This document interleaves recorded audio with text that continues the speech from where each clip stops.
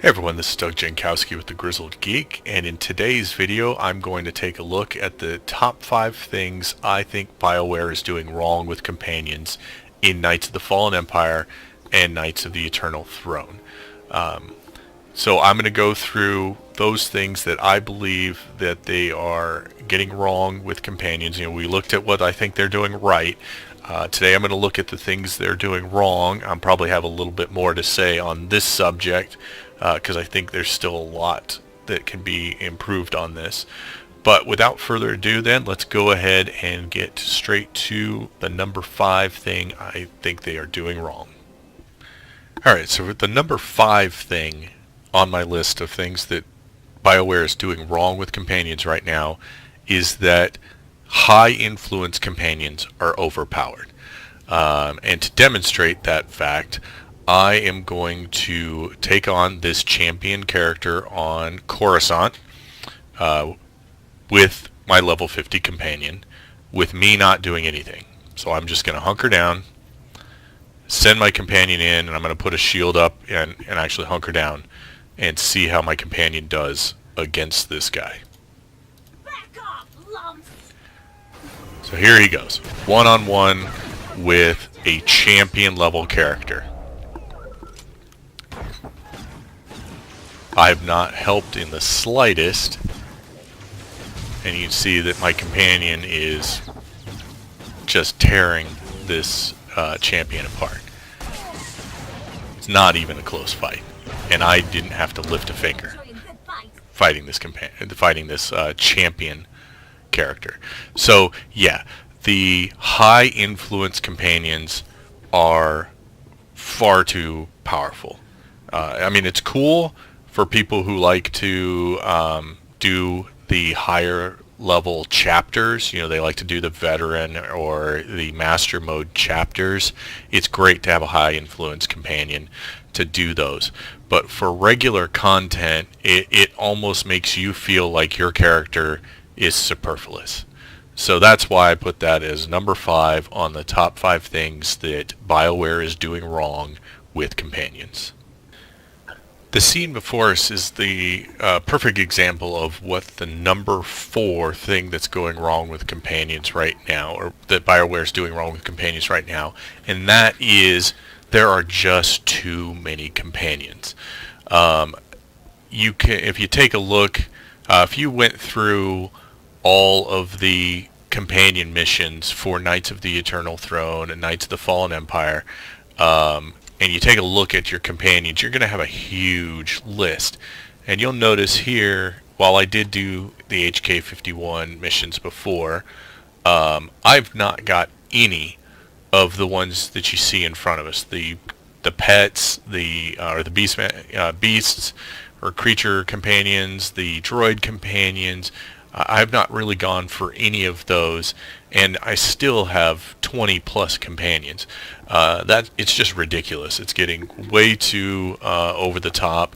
And I appreciate that it's nice to have companions that are unique.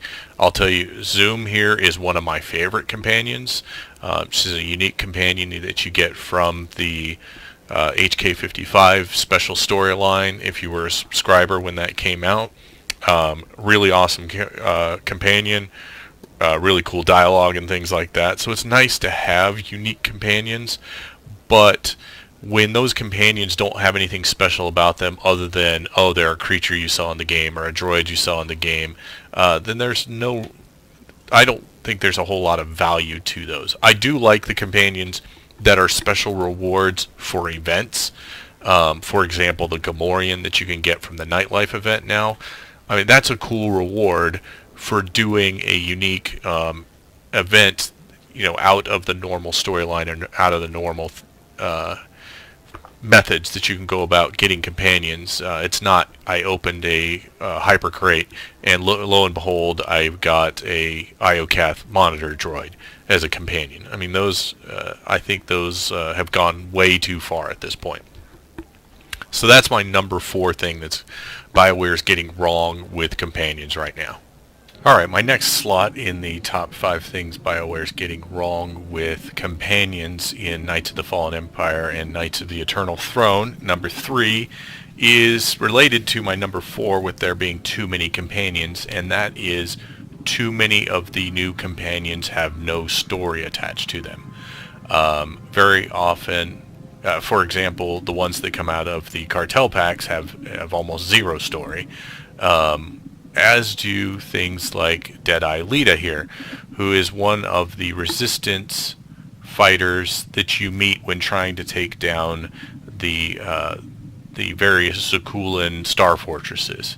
So you get a tiny bit of story with them, just basically through her dialogue, as well as the other resistance fighters, the dialogue you have with them briefly as you go through that mini adventure of taking down the star fortress. But once you've done that, there's zero other development.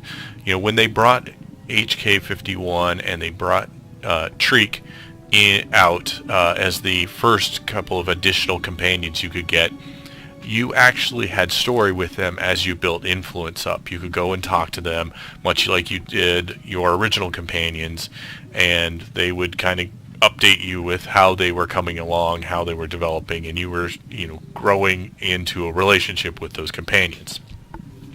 There are far too many companions now that don't do that. There are far too many companions for them to even have the opportunity to do that. There's no way that they're going to be able to keep up with stories for all of the companions that are coming out. So they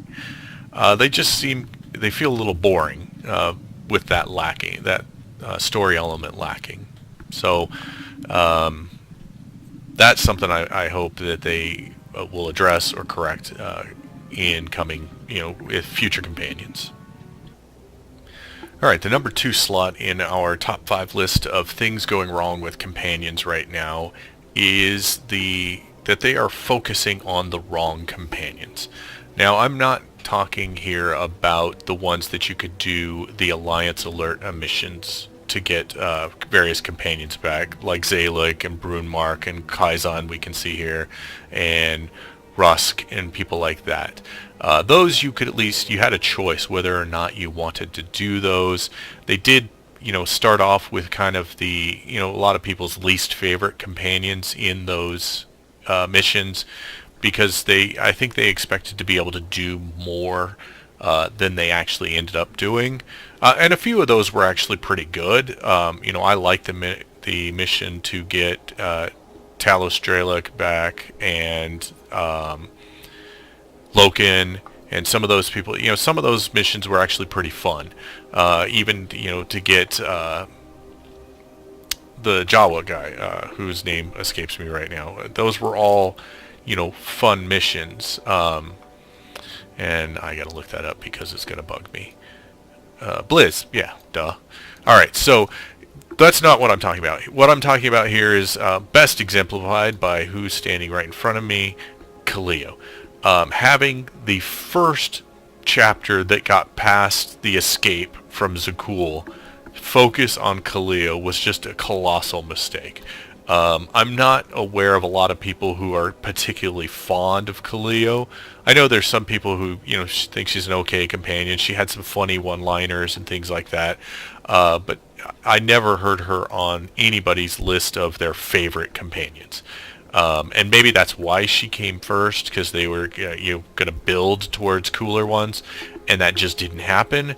But whatever the case is, her and Jorgen and to a degree even Torian were not great choices for focusing those early stories on.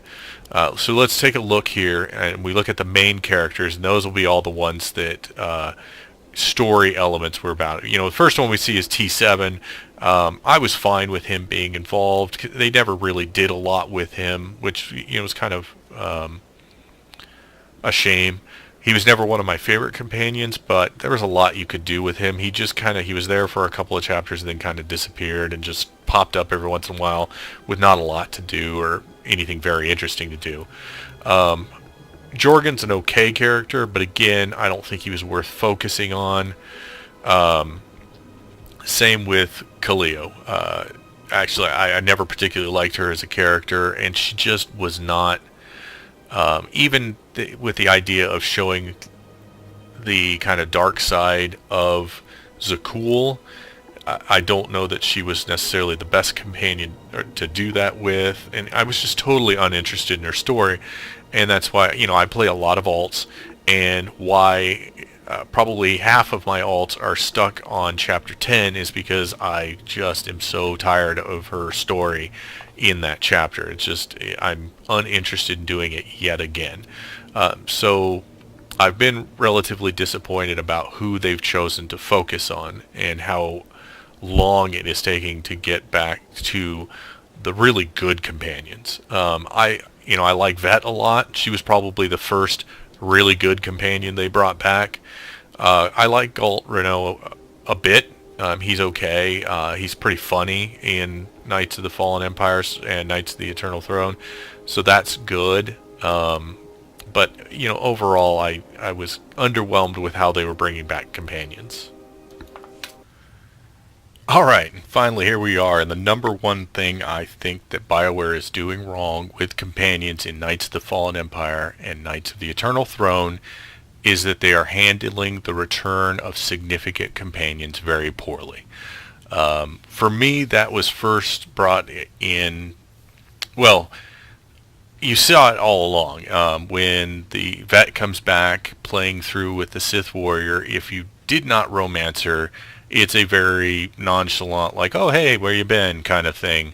There's not a whole lot of extra dialogue for the character that companion specifically goes with. There's a little bit, but it barely changes. Even how Vet joins the Alliance doesn't change very much. It's not like, well, hey, I'm back, boss. Let's get back to it, or anything like that.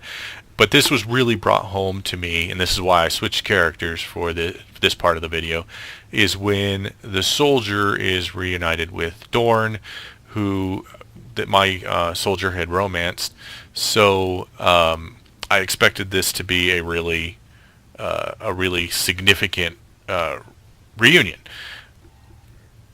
It wasn't really. It was just a couple of cutscenes, not a lot of.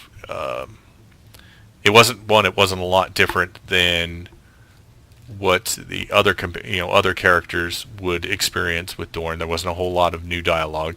I think there was 2 total cutscenes, and it just really didn't have that story impact that the companion stories from the first 3 chapters had.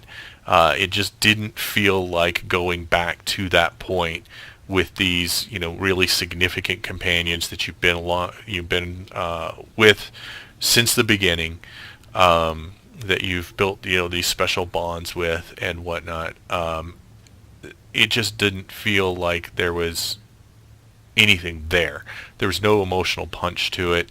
It just felt kind of blah, with bringing them back. So I think they have really handled bringing back these significant companions, especially if they're a romance companion, in these chapters. So, we'll talk about in the next episode things I'd like to see them do in the future, and addressing this problem is definitely one of those, and I'll get more in depth to that. But there you are. Those are my top 5 things that I think BioWare is doing wrong with companions right now. And to recap, that is, high influence companions are way overpowered. There are just too many companions now. That's number 4. Number 3 is the majority of those new companions have no or next to no story included with them. So there's no real reason to have them. They're almost like decorations. So that's kind of disappointing. Number 2 is that they've focused on the wrong companions and bringing back the wrong companions so far. They've really kind of just dangled out kind of the minor companions, people's least favorite companions, and now they're slowly bringing back the significant ones. And number 1, they're not handling bringing back those significant companions very well. They've really been pretty poor stories, and in, in all cases, starting with Kaleo and on, the, interaction between a companion and the character they were attached to before really has seemed very minor and underwhelming. So there you are. Those are my things that I think that BioWare is doing wrong with companions right now. But I'd like to hear from you. What do you think BioWare is doing wrong with those companions? Do you agree with the points I brought up? Disagree? I'd love to hear your ideas on this topic. If you didn't have a chance to check out my last video, which was the 5 things I think they're doing right, please check that out. But if you want to share here what you think they're doing right, especially if it contradicts one of the ones I came up with here, I'd love to hear that too. Please make sure you hit that like button, share this with your friends, subscribe, and click the bell if you want notifications on my future videos coming out. Again, thank you very much for tuning in. I hope you all enjoy playing Star Wars The Old Republic, and may the Force be with you. Thank you for joining me for another Star Wars The Old Republic video. We here at The Grizzled Geek are working tirelessly to provide you with more content and upgrading our equipment for greater production values, but we need your help. We've set up a Patreon page where you can become a Patreon at varying levels of support with a variety of rewards at each level. If you would prefer a one-time gift of support, visit us at our GoFundMe page. Links for both are down below. Either way, we appreciate you being here, checking out our videos, and I'd encourage you to check out what else the channel has to offer. We look forward to seeing you in the weeks, months, and years to come and interacting with you as a community. Thank you very much for your support.